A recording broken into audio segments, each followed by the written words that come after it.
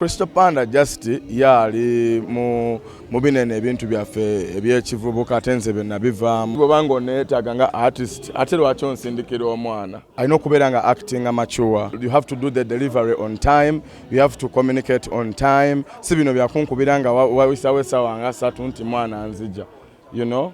Tulina okurespectinga nga artist, olina okumanya buli omu alina time schedule ye. Amugamba nga kyali wange ne mugamba omanyi ekituufu kyo kiri nti nnemereddwa because I can't make it on time. So zabana zigalawo sawa 12 ku ssomero. Nze siri mukuba sente zo. Tell me the truth. Do you want your money or you want to ne baba ayagala kati nzimusindikira esimu eyange.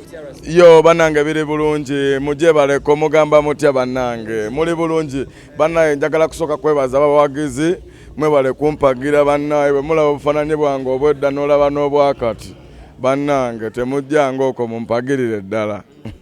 Twogere ku fashion olemedde mu suuti emirundi mingi bwe musango obeera mu suuti lwaki wasalawo okubanga performinga oyambadde bwoti nga bwoli.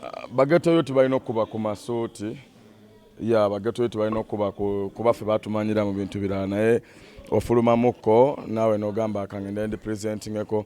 By the way, ghetto is just a mentality. Yeah, oba olina okubelaba nga to fighting ku living a ghetto but you want to make it a better place to stay. Yes. Nze kennyini nze neerondera engoye zange nzi shoppinga online ku zi Fashion Nova ziki ne sirina nakyensinzirako jasinze nga mbagambire leero njagala kufuluma bwenti oba lwa Saturday nga amasuuti tegakola kozi wano ninga ava mu banka tolaba naye nga lwa Saturday banka ziba nzigale. Wow.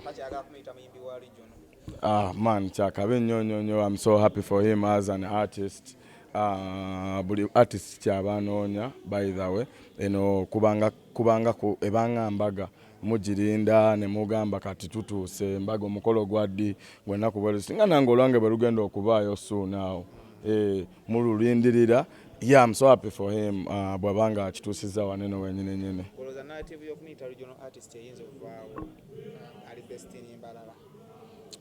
Tewebyo, this is propaganda. Tewaliwo regional artists, tewaliwo like they're all artists naye kiba kisinzira ku grounds zizo okitegeera nga bw'ogamba nti Bilangilangi music waasala n'agenda n'eggulu okitegedde naye one time naliko nga nyimbira Mukamoocha, you get. So music are breaking through, are breaking doors.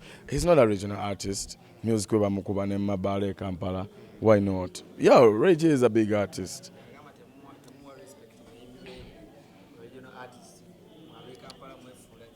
Nze ndaba yeewa respect kitegeeza agwanira respect so babanga yakyogera ye kennyini mba sikitegeera bulungi. Faba tabawa no sinze bambi me I respect everyone. I love artists njagala okulaba fena nga tuli wamu nga tutunda music wa Uganda kyovola bwe yankubira essimu nga buli artist naye n'aba ne show ye I turn up ne manya nti man I'm supporting a brother olaba tuyimba kuza Nigeria nga batuwadde ssente. Uganda bebuza, did you cease fire? Cease fire watch. Kubate baddamu kuyo akomakayimba nobeera ate kati okyali naawe ku ebyo nze nalingezako kubuulirira muganda wange kumugamba nti lino ekkubo ly'okutta erikyamu music omupya nno mungi video yaffe yaki yeefuluma soon mukebere kati tetulina ku ebyo tuli ku birala bw'abanga teyayiga awo simanyi mwana. I don't know but omuntu watukire ku breaking it down just yalalaga nti munsonyiwe like mu buli ngeri yonna I don't know simanyi naye like it wouldn't have happened on TV. Nga gomimbi wa Firebase tulaba principal bamutimba Boxing Day okuyimba so follows ebivulo bamutimba je byana Boxing Day ngawa tulaba batwabye busabala bamutimbye ebusabala mwana sinalaba yosho singa tujimanyi bulungi nnyo ya ebusabala bwe bangera jeri era board egenda kutula nga bwetula bulijjo tugambe kati sho jukira ne yange njitwala busabala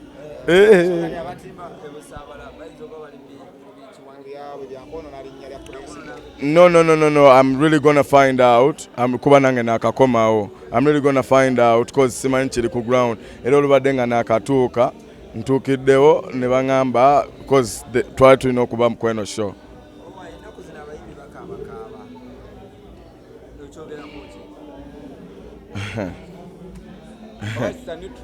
Tulina kubeera kyakulabirako kye nsobola okugamba. So bw'oba olowooza amaziga ge gagenda okutaasa, amaziga tegagenda kutaasa musajja n'omuwano mwana. Abasajja tulina kuba basajja. Bw'oba okera ku makya n'osiba empale n'ogenda ewaka ng'olina ky'ozizaayo, ate lwaki abaana b'oyagala bakulabe ku TV ng'ali mu kaaba amaziga? Anyway, buli musajja alina engeri gy'akaabamu. Nze nyina wenzira, nyina ensonda yange gyemmanyi wenzira, nange nyina ebinyiga bannange siri bulungi nnyo tondaba okuba akasuuti kano, naye nyina wenzira nga nze. Like sometimes nimemba ndi ku TV nga gagala kumpitamu, like you know, sometimes waba woyogera ku story yo, like no getting so emotional. I don't allow it. As a man, I take a break, yeah, or maybe I say I call for it. Nengamba katingano interview, if I'm breaking down, ngamba just a moment, you know. Yeah, check it is bwa. Yeah. Sevens ya kabi. Eh. Gowasemba yo kabadira checha kwamumye drop ne mugano gendo muyimbirako.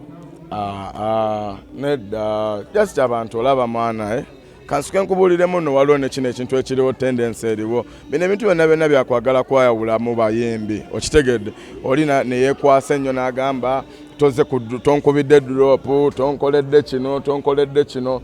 I think bino bintu like okitegeera. Because bw'obanga oneetaaga nga artist, ate lwaki onsindikira omwana?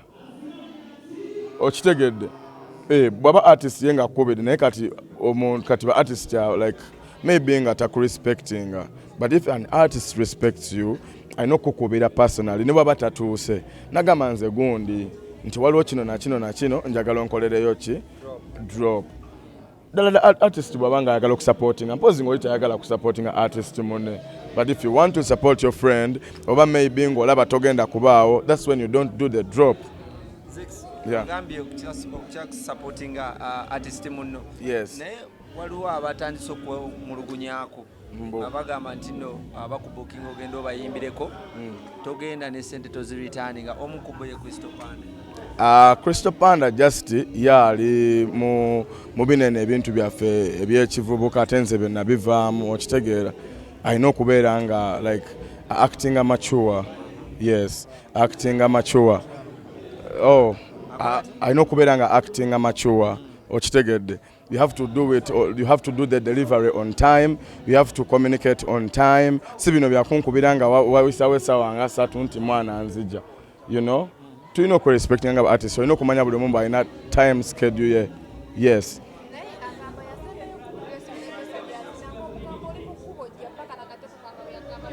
Ndi mukubo nzija. No, namukubira ye kenyini ne mugamba nemereddwa ng'omuntu jamuwe na mugongo. Twali mu jamuwe na mugongo ne mugamba omanyi sente zompadde oli artist munange atotegeka shows buli lunaku. If you want me, you can call me on another show. Kwezo zote kozi ategeka shows mu masomero. Like mu buli term abeerayo ne shows kozi zasobola okumpita emirundi ng'esatu. Okitegedde. So namugamba nga kyali wange ne mugamba omanyi ekituufu kyo kiri nti nemereddwa because I can't make it on time. Shows abaana zigalawo ssaawa 12 ku ssomero. You know, shows abaana zigalawo ssaawa 12 ku ssomero. So ne mugamba olaba zigenze mu ssaawa 12 n'ekitundu. Ate nkyali mu jamu na mugongo. Kitegeeza I cannot make it, my brother. I made it clear. I thought you understood. Yeah, but if you can talk about it, then that's very okay. Of course, aba ino okudepositinga sente. Sizimudizanga, but I told him, bw'oba ozaagala nsobola ozikuwa, but if you want, nsobola okujja ku show endala. Taddangamu kunkubira.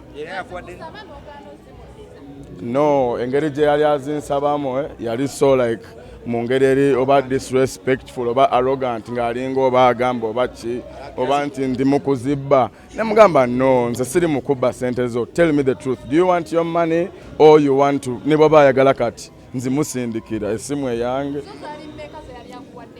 za Zex tebazimubuukinga era nali nkimukoledde nga kyali wange. It was just little money. Yeah. Mafuta, yes, nga bw'okyogedde. Yeah. Zex Bilangilangi omunyaguluzi. It is okay. Kasita ye kati bw'aba ayagala waliwo nno n'ekiriwo ekipya yali kitukubiddemu oluyimba.